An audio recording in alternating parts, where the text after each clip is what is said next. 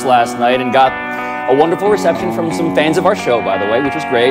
But then, you know, the actual team really didn't come through for me. I would just like to note that you'll go to the Bronx to watch some dudes lose, but you don't ever come uptown to, like, my house. I haven't gotten an invite in a little while, Bo. Are the birds still flying into the glass panes on your roof deck and killing themselves? There's a carcass on the terrace as we speak. Oh, no. Yeah. Oh, yeah. It I happens. think furniture is how you solve that. Yeah, but pay for some. yeah.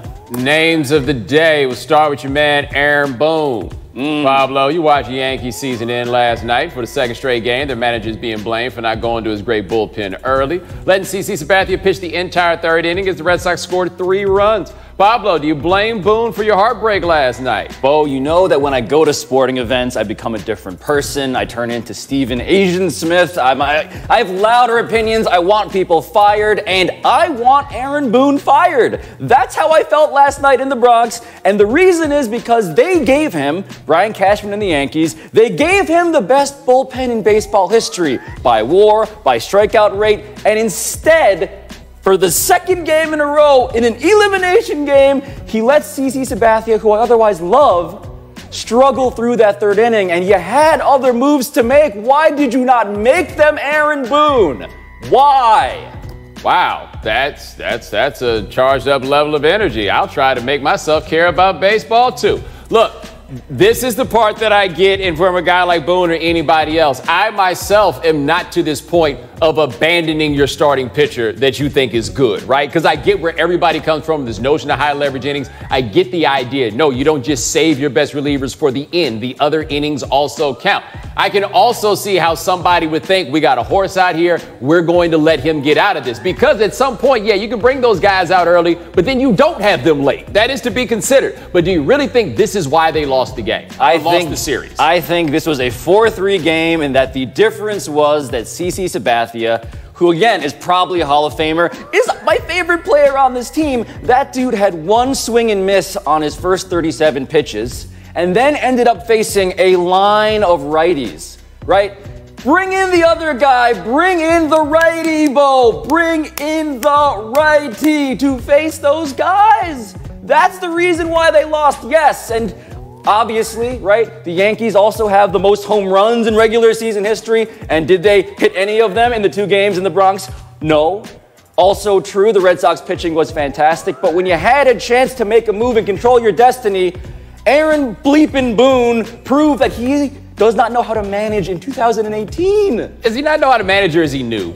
Right? Because this is the first year he's done this, right? First year, right. He was working here before. Right. Well, hey, we'll see how this goes. Also, like, managing thing is weird. We watched, what's his name? Ned Yost, who we all thought stunk until they won a World Series, specifically because he did the things that we think stink, right? Yes. Like, that's where we are. The other argument is Aaron Boone kind of owes them a favor, doesn't he? Yeah, and you know what? I just wish that Aaron bleepin' Boone was getting curses yelled at him in the other direction this time. But we have another name. Dak Prescott. The Cowboys quarterback has struggled this year, as we know, throwing 5 touchdowns and 4 interceptions over 5 games with a 61% completion percentage, which is 28th best in the league.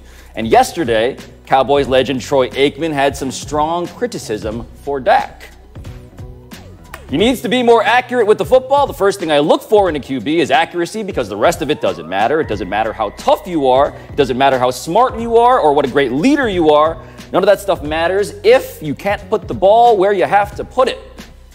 Bo, is the criticism from Aikman there a little unfair to Dak? No, I think that he's right on this. Now, it should be noted that Aikman is coming at this from the perspective of someone whose calling card was accuracy. So, like, the thing I did the best is, of course, going to be the most important thing that you can do. That being said, when they changed this offense, and in part when they got, not so much changed the offense, when they got Des Bryant out of there, one of the explanations was Dak wants to be more of a timing sort of guy, more like Troy Aikman, right? Hit these guys in rhythm. If that's the quarterback that he wants to be, then he has to be accurate, right? If you didn't want a guy like Dez who can kind of muscle his way into catches and make it happen, then you're going to have to be the one to put the ball exactly where it needs to be. And in spite of how poor their receivers are, this has been a legitimate criticism of him all year long. It has been, and the crazy part about this, reading up on it, Field Yates talked to a personnel person in the NFL who pointed out that you still have to pay Dak. When Dak is up in 2020, I believe, people are believing, smart people in football are believing that you pay him more than Bortles, who makes $18 million a year. You probably pay him more than Jameis, although Jameis is up for a contract right now. And you probably pay him more than Derek Carr, who's making $25 million a year. So that means that Dak Prescott is probably going to be making, for all of the imprecision we're watching right now, about $20 million plus for the Cowboys in a couple of years, which seems to me like an understandable decision, but a way to lock yourself onto that treadmill of mediocrity. Well, it's tricky because you can win without having a great quarterback. Go look at the last 20 years worth of quarterbacks. Greatness, right? Even the guys that ultimately became great. You don't necessarily have to be great at the time. The question you ask is, can you do it while paying $20 million, right? We'll see what happens to the cap, what a percentage it is, all of that. Here's my question. Why do they have to pay him? There's nothing that says that they have to pay him. They did not give up a first-round pick for him. They have already gotten an amazing return from what they got out of Dak in the draft. Why can't they draft a quarterback in 2019 if they're not sold on this dude? Yes, hit reset, cost control your quarterback, build around him, which you didn't do this time. Yeah. All right, next up, Deshaun Watson. Texas quarterback is dealing with a chest injury after being hit a league-high 55 times this season. He says he's, quote, built to take those hits, but his star receiver DeAndre Hopkins says in the huddle he tells Watson to, quote, get down.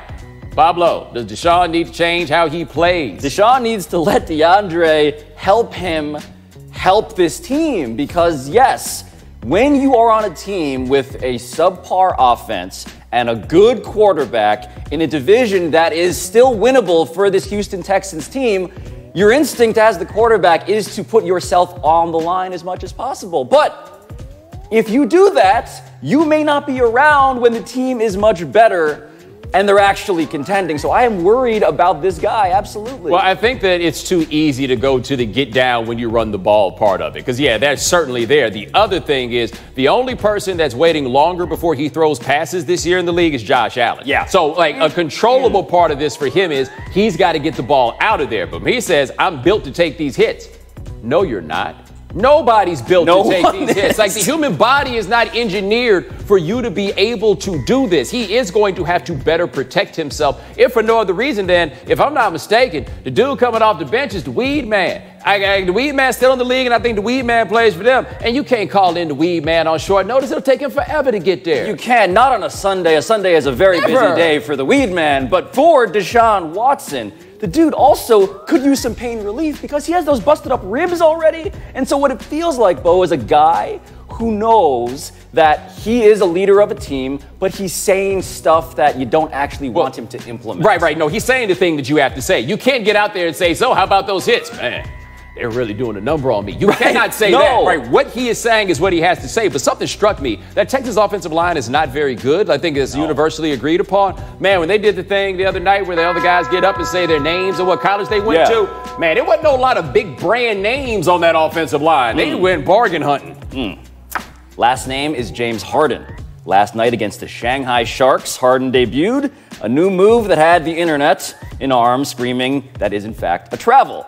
Bo, is this new move a travel as we watch this? I'm going to be honest with you. The first time I saw this, I was like, I actually don't believe this is a travel. I understand why people would, but look at this, right? Gather, steps, shot. That's legit. That goes. And the last thing you ever want to be in this world, people, ain't nothing whacker than a travel truther. Right? Like, you are, the travel truther, by the way, is very often, I hate the NBA guy. Like, you don't ever want to be in the same place as him. But I understand why people thought it was a travel. It wasn't. It wasn't, and the NBA referees ruled that it was not, to your credit. And the thing about not liking basketball is where I truly agree with you on this, because James Harden, right, the previous critique of him was that he is the NBA's tax attorney. He's a guy who will look for the rules, try to exploit those rules, get underneath, draw fouls, all that stuff. This is James Harden knowing the rules well enough to actually entertain us. This is a beautiful move. Steph Curry does a worse version of this. It's basically a jump stop to your side. James Harden is just a master of this move, and yeah, it should confuse you. That's the sleight of hand element. Yeah, but hold on, though. You said that this is him knowing the rules. I don't feel like he did this on some, I've been studying the rule book lately, and I have determined this move that I can make. No, man, it's the kind of thing you do in a preseason game. They play in the Shanghai Sharks, right? Like when he looked at that dude, I want to know the other moves that he had in mind that he didn't care if they were travels. This is what we do when we play against the Shanghai Sharks. And you know who the best player on the Shanghai Sharks is right now? Yes, I do. The Chinese superstar Jimmer Fredette. Yes, China's favorite son, Jimmer Fredette, dropping 41 points on approximately 1 billion shots, I believe is the statistic. I wonder how much those dudes hate them. How do you say pass the ball in Chinese? Uncle Tony is here. High Noon is brought to you by Geico. 15 minutes could save you 15% or more on car insurance. When I was shopping for car insurance, the choice was easy. I switched to Geico and saved hundreds.